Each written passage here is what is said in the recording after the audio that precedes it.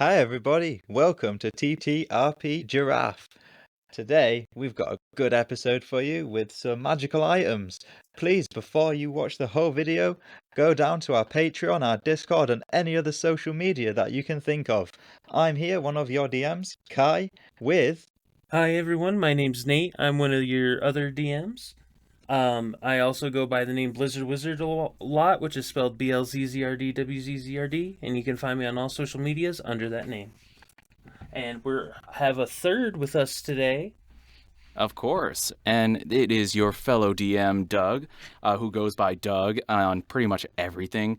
You can find me on Twitter at DouglasVO. You can find me on the Big Blue Sky at dgvo.social.bluesky, whatever the last two things are. I still have not memorized that yet, but one day it'll happen. One day. So to address the quick elephant in the room, we are going to be down a steal this one episode because we are having a little technical difficulties, but it'll be okay. Still will be back with us soon enough. But magical items are some of the best ways I personally think you can probably bully your players. But in terms of how magical items are created, we talked about it before, there's tiers, there's levels. Yeah, so when you're looking into a world, if you're looking into the various TTRPG setups, there's always going to be those various tiers. And it can always change depending on what the type of the world is. If you have a high magic world versus a low magic world, that obviously affects that as well. But for the most commonplace, you can have your very mystical artifacts coming down to the legendary, the ones that have been passed down and have been told tales about. And you have your very rare magic items that have, they're in the pockets of kings and queens, the ones that aren't normally to the common folk. But for the most part, what we're going to talk about today is on those lower tiers. Below uncommon, stuff that you would not usually find, we have our common items, the ones that you would imagine in a Studio Ghibli film where it's magic everywhere kind of thing, to the more fun ones to be able to torment your players with, which are the useless items, which can be common or higher. But the useless items are always the ones that are, really? You made that into an item? Okay, I guess we're using that now, kind of thing. Like the Ring of Attunement, which gives you an extra attunement slot, but it requires attuning. Yes, that is awesome. One of the other ones I've seen online is the Ring of Stink, which literally, as you attune to it, you have the smell of a skunk, and it's cursed, and you cannot get rid of it.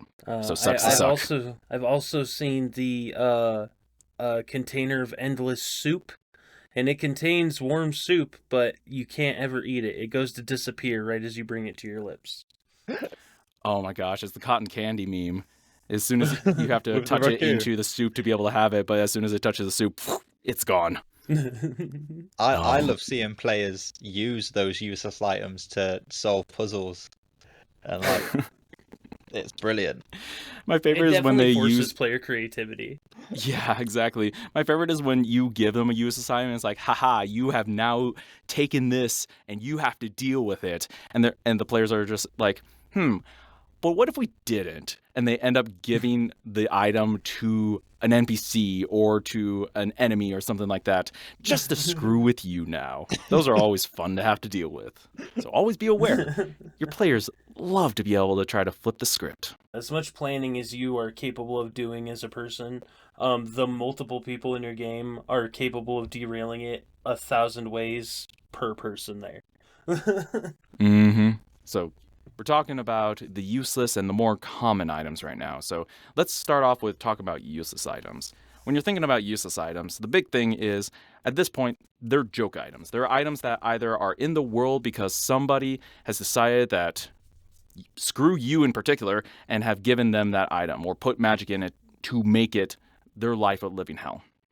Or it literally could be a meta thing, and you're giving it to your players to be able to just screw with them.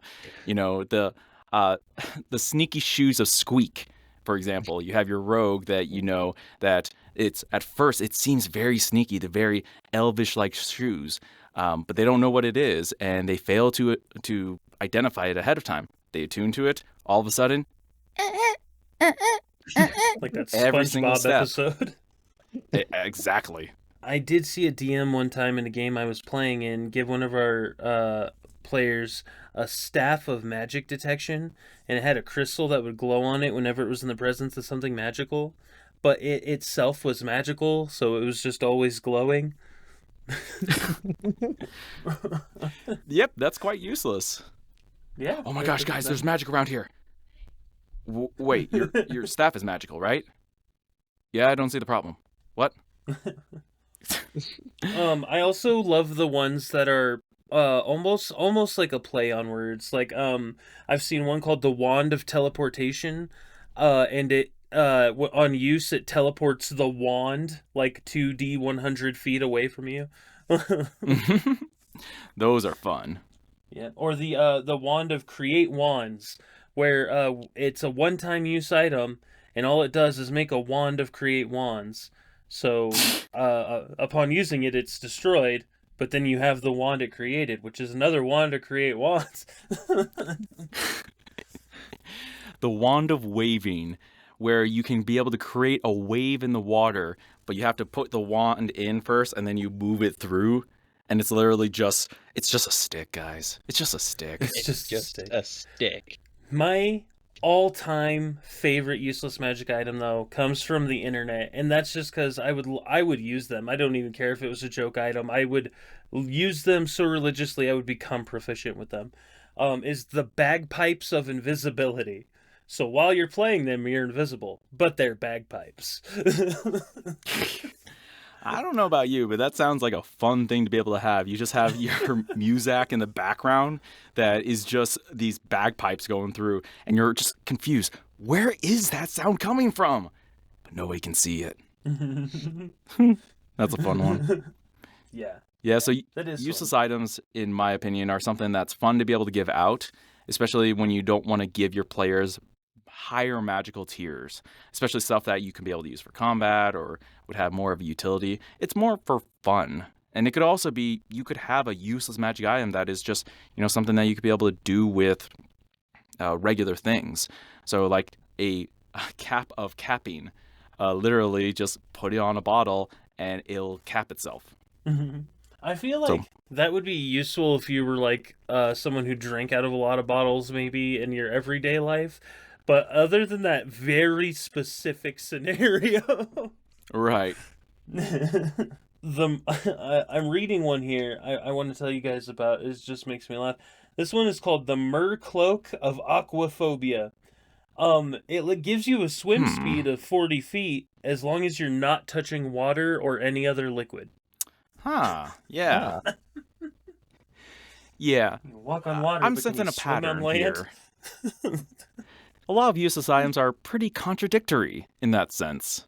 Yeah. When you kind of dig deep into them, delve deep into them, like you said, they are joke items. So either they completely contradict themselves, or are they a play on words, or they're something that someone has pulled from the real world and put in the D&D world. Like we got a Mr. Clean sponge one time, and it just cleans extra good.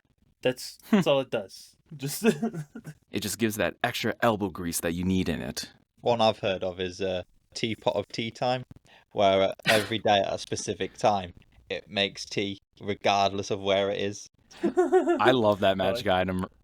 I love that one. I love tea, so I would love to be able to have a teapot that always is ready with tea, even if it's at midnight teapot. Oh no, Doug.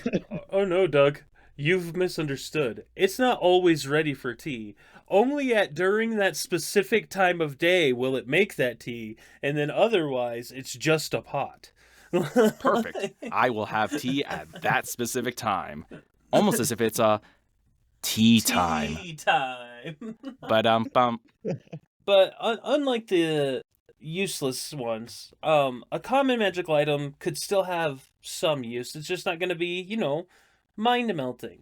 Like maybe you have a ring of lights or whatever, and it just casts a light like 20 feet around you.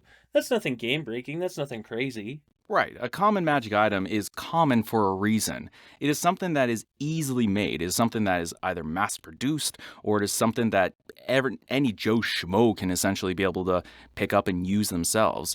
I mean, our phones would be more considered of an uncommon or even rare item in comparison, even though they are so common nowadays, because these phones are more groundbreaking.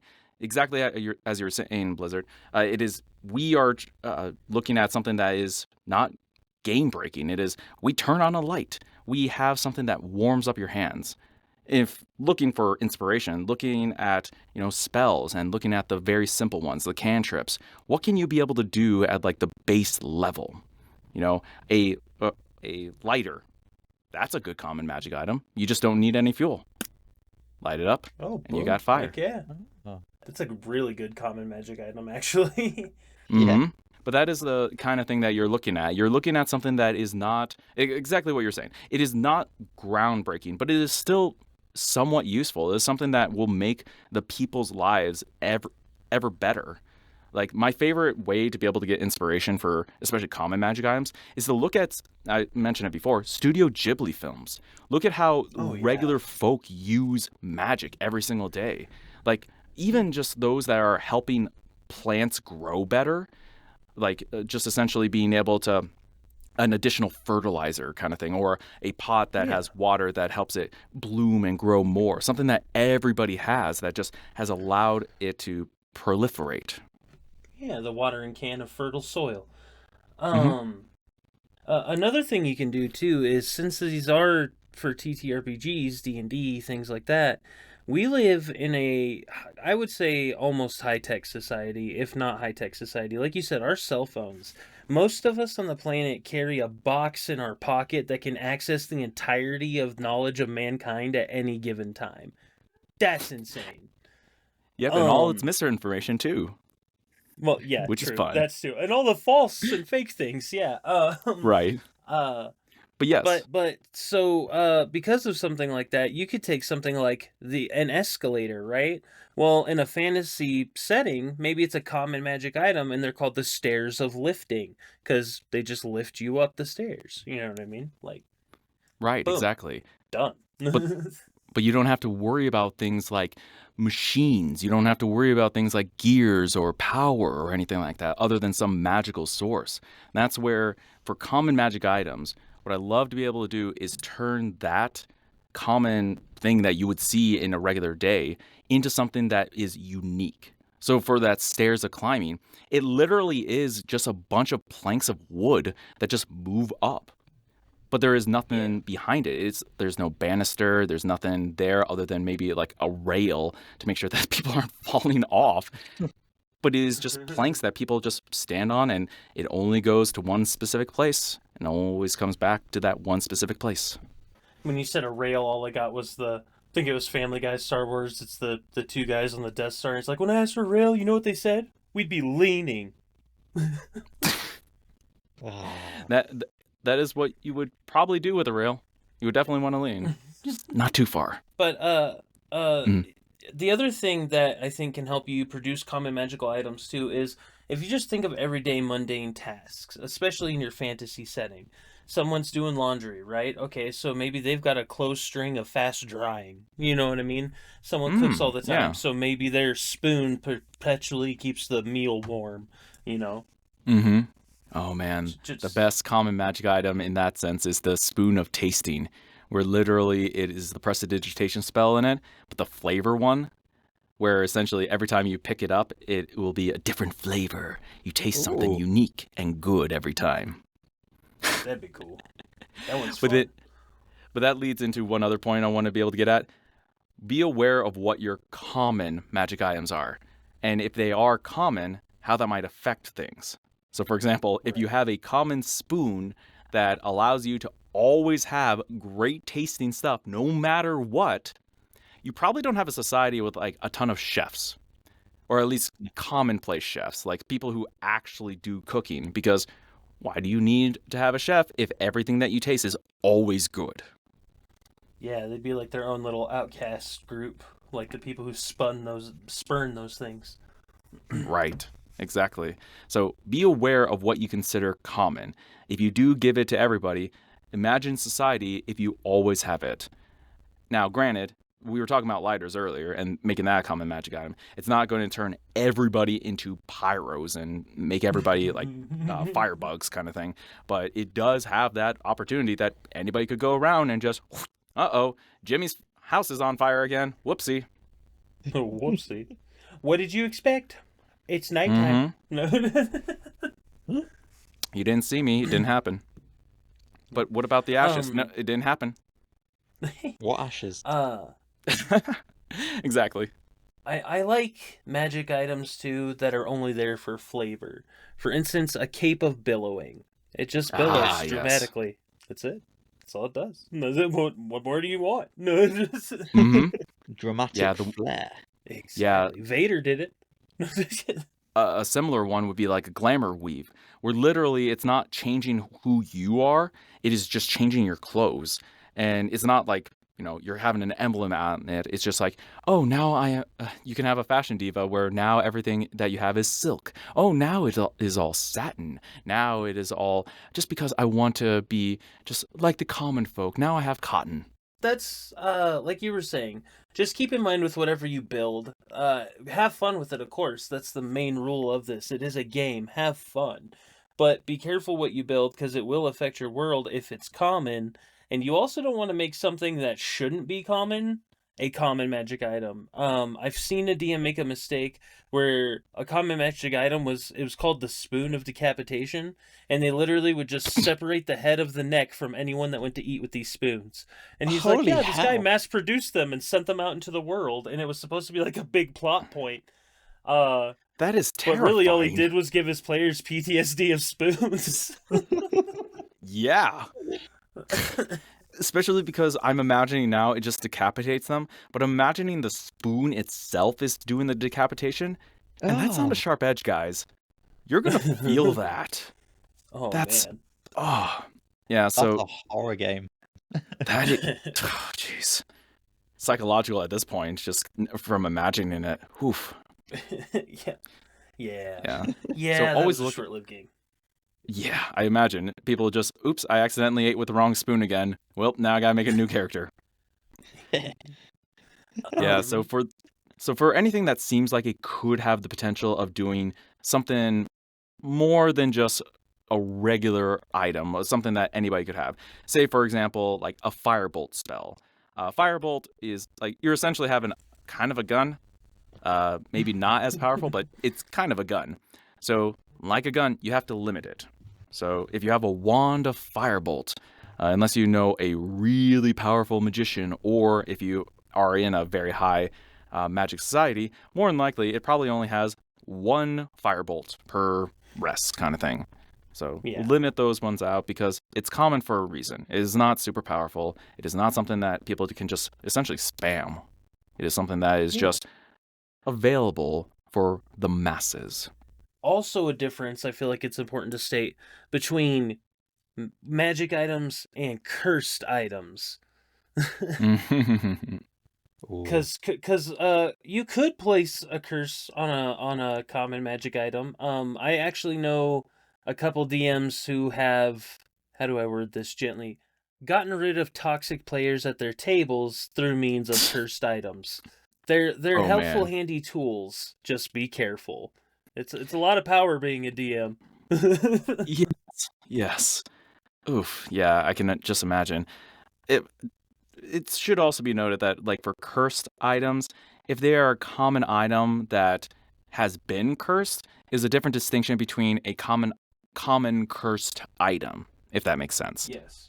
So, for example, you could have just a regular, we were talking about the Cloak of Billowing. You could have a Cloak of Billowing with a very powerful curse on it because somebody has come up and knows that it's your cloak, doesn't like you, and has basically made it so that every time you put on the cloak, you have to go use the bathroom, and you can't stop using the bathroom. The worst kind. But then a common cursed item would be something different. One that I've seen, and we're kind of inspired by something that we were just talking about earlier. That Spoon of Flavoring, for example. You could have the cursed spoon of sweet tooth, where literally everything tastes sweet, but your teeth decay about 5 times faster. Ooh. So Or be aware of the distinction between a cursed common item and a common cursed item. I like to think Play- it as common cursed items have like a little inconvenience to them, whereas like Mm-hmm. uncommon and like above have those increments of higher inconveniences. This Yeah. broom is gonna give you the worst calluses you've ever had in your life, but you're also gonna have the cleanest house on your block. You have to use the elbow grease, but damn does it do its job right. Yeah, yeah. A scarf that keeps you extra warm. However, it gives you a stuffy nose every day. Oh, that's a good one.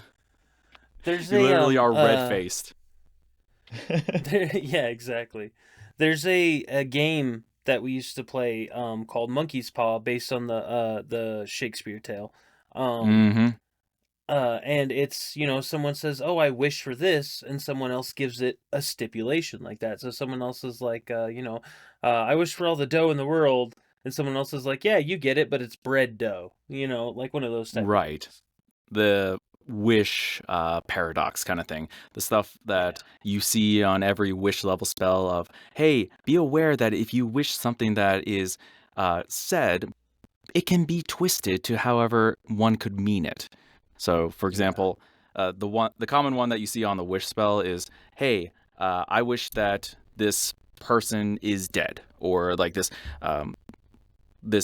BBEG is dead kind of thing.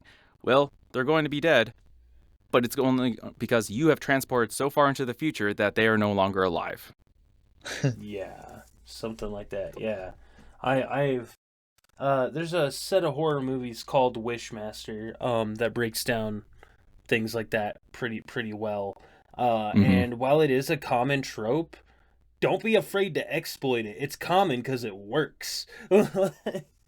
Right, but just be aware, Wish is a legendary uh, ninth level spell. So Yeah. there probably are limits to what you have. It like very very minor wish. The ring of wishing inconvenience. I wish that person would trip. Boom, I done wish it. I wish that person perpetually had a Lego under their bare foot. Oof. Oh, that is No, that horrid. that is a bad curse to have. Oof. Got it. That's a legendary item. Absolutely. Oh, oh man, we'll have to get to that when we get there, but I kind of like that as like a cursed like item, like we were saying with the stipulation, something like the call it the boots of block walking. So you can walk up and down surfaces, basically giving you like spider climb, but it feels like there's a Lego under your feet. Ah, I really like that actually. it's very good.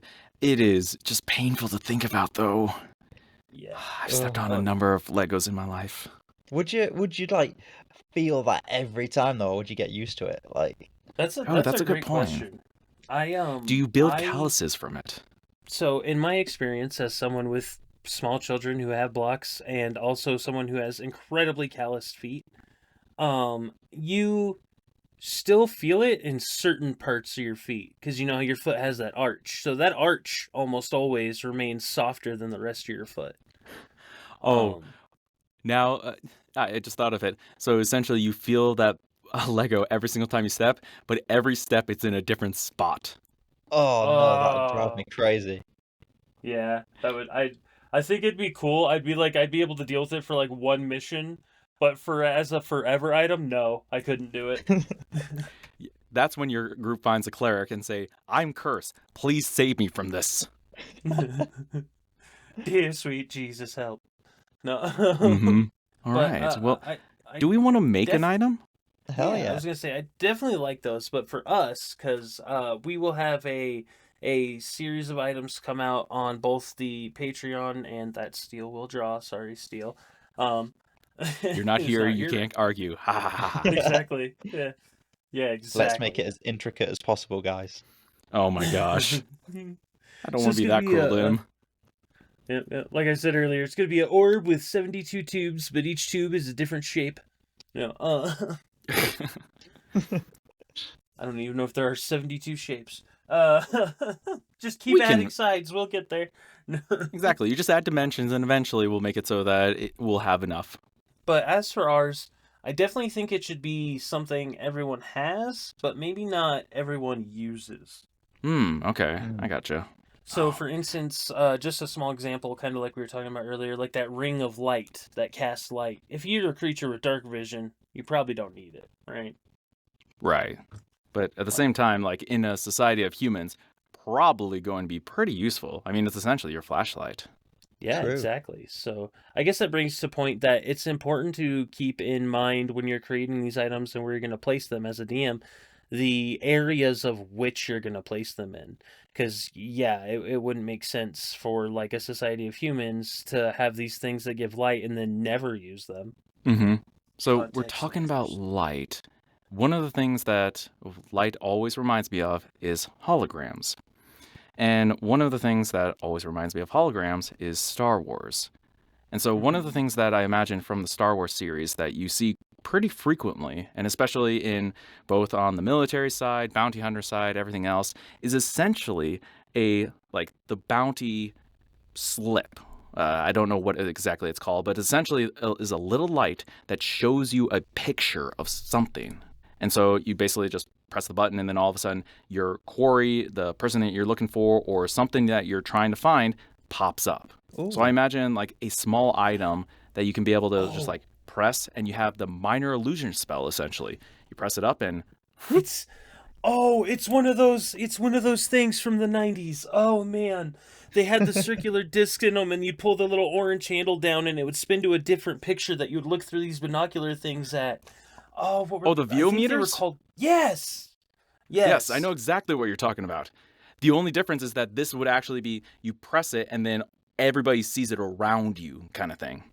So just like a Okay. small visual image, but like the hologram, like something that is obviously a hologram, but now you can actually show somebody, hey, I'm looking for Robbie who has stolen my chicken again.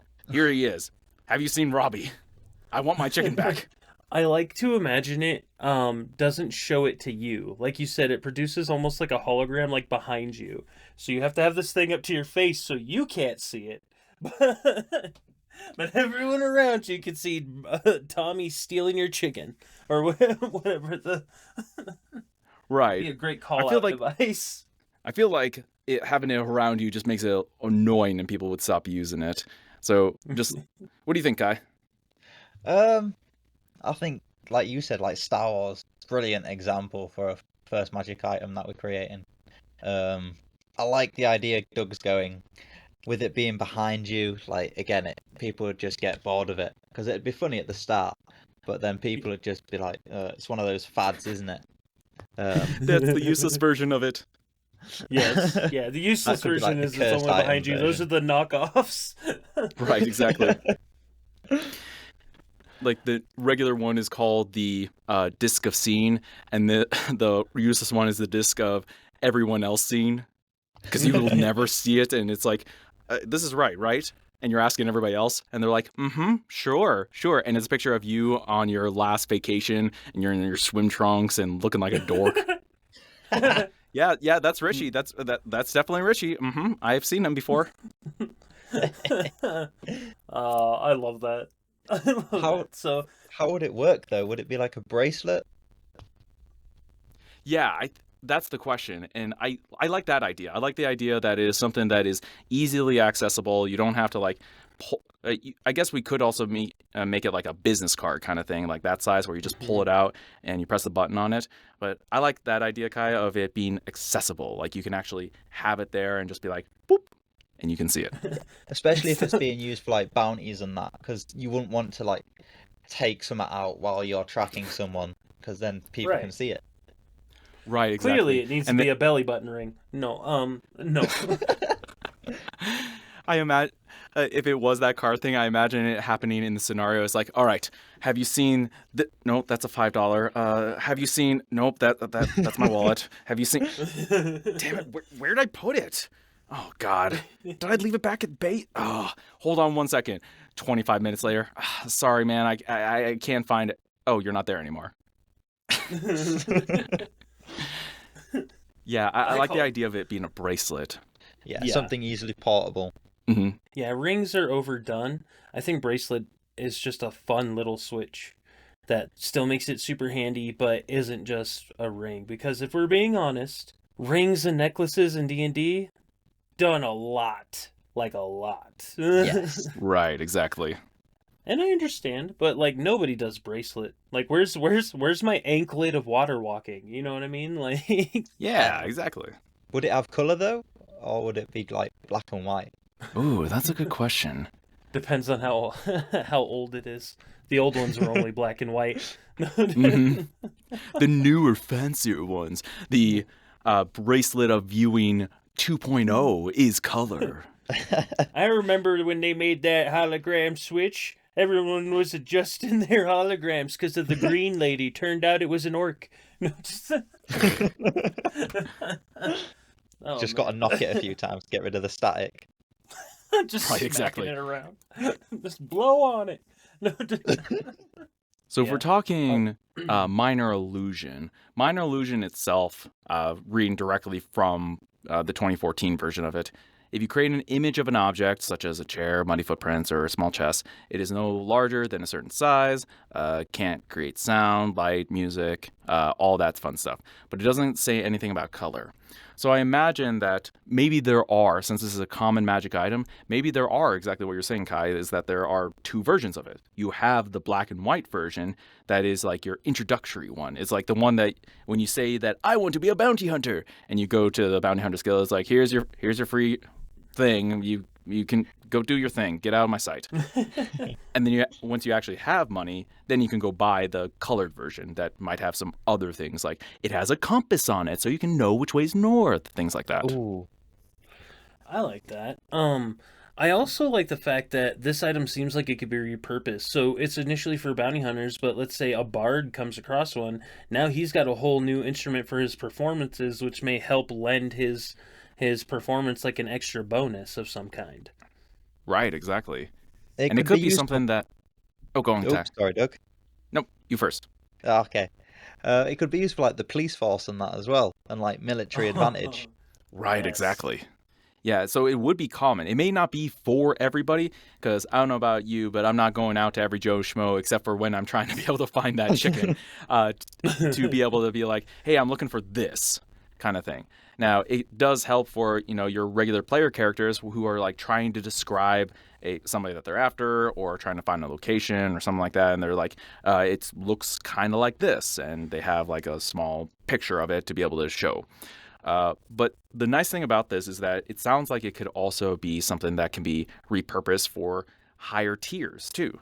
You could be able to have it for that visual, but then you can also have like the multi-tool version of it. You could have it so that it has that compass. It has, a small dagger hidden within it that you could be able to bring out and make it so that it is also an uncommon item. And then just evolve it from there. I Yeah, love very evolving nice. items. Yeah, evolving items are great. One-stop shop for it all. It lends itself to so many potential story points, plot points, visual aids in terms of characters needing lore, characters wanting to do something, as well as potentially just information if they come across one like on a dead bounty hunter in the wild. Like, well, who were they hunting? Why are they dead? Like, there's a lot of uses for this. And even though Hmm. it's not overpowered and can be common, I think that says something to its versatility that it can be used that way but isn't broken enough to be common. I think that's kind of like what we were talking about earlier where these aren't game-breaking mechanical things. This is common, but as long as you're creative with it and patient with it and think about it, you can always find uses for these. Mm-hmm. Agreed. And we were just talking about how it could also evolve too. You could have different versions of it that can be some of those higher tiers are what make it rare. That small dagger makes it uncommon because, most people aren't going to have that and only those bounty hunters or office agents or officers, I should say, not office agents, not the ones who are actually in the administrative building to be able to do it. The ones who are out in the field might have need for that. So it is Yeah. something that And can be maybe easily redone. yeah, and maybe like the highest versions of it have something like a conjure elemental or something attached with it. That way Ooh. you can quote unquote call back up in the field. Yeah, or like contingency or something where it's like, all right, now I have the item that I need. I'm going to make sure that it cannot be taken from anybody else. So I have the item in my hand, it disappears into the bracelet essentially. Yep. Cool things like that. Or it could be used as like a quick getaway item, where it has like a teleport usage. Hell I yeah. like that. I like that because that sets up a potential plot point for players too. They could be walking into a bounty hunter's office or something, and while they're getting everything sorted out and getting their beginning ones, these group of bounty hunters just pop in because they use the teleport feature and tell them about this big monster that chased them away or whatever it happens to be, and now the adventurers have something to go fight. Nice. I like that. I'm imagining, because we're adding a bunch of different features to this, like for the higher tiers, I'm imagining the legendary version of this, which is basically a watch of polymorph, which is essentially the cartoon Ben 10's watch. For anybody at home who doesn't know, essentially, he has a watch, he turns it to a specific dial, he turns into an alien of some different race, of a different type. Like the ones that are four-armed and super strong, or the ones that are invisible and can be able to sneak around kind of thing. You just have that on your wrist. That'd be so cool. Right. But that will be for another time. That will be for those higher tiers that we can talk about. But the big question is, what are we calling this, boyos? Ooh. So, when I was talking about those red things earlier, they're called Viewmasters. I do like having view in it somewhere because that's the point of it. But would it be something like a hunter's viewer, or view of something, or something entirely else? It doesn't have to have view. I just was trying to link it back to that. Right. The one thing I always try to stick away from whenever I do it, because it's done so much and it gets annoying just to hear, is the item of blank, the ring of blank, the cloak of blank. I like names with unique names, and especially because this would be so common. It would be something that you could be able to go down to the shop and buy. You're gonna get something that is going to be your brand name blank, and then the knockoff is the ring of, or the bracelet of visual, whatever we would call that. Yeah. It is a viewer for these hunters, so something like a hunter viewer. What about Hunter's Sight? Ooh. Sight. I like that. A hunter's sight. The only problem I see with that is that it reminds me of, this is like something that you put on your face. You're actually seeing it. Yeah, okay, I get that. Yeah. Well, I mean, we can make it simple. What about the visualizer? Why didn't we just think of this beforehand? I don't dislike it. The only problem I personally have with it is it's doofenshmirtzy as fuck. I mean, yeah. I've got my visualizer right here, Parry the Platypus. But it's not the visualizer nader, so... Oh, you're right. The visualizer I will play that card. I mean, we can think about a different name. That was just the one that came to my mind.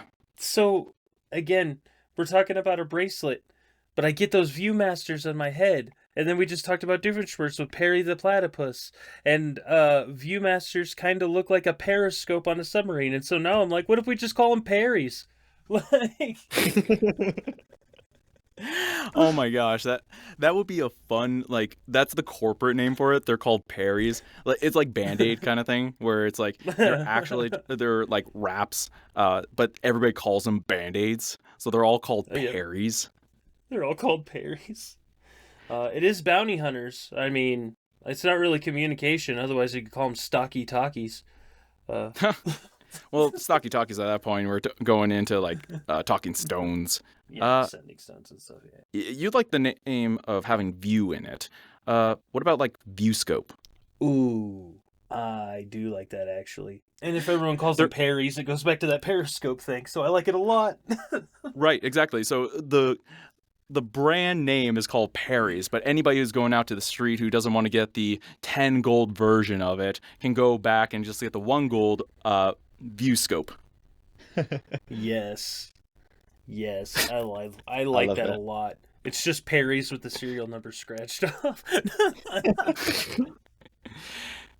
There's a whole black market underground trading route for them.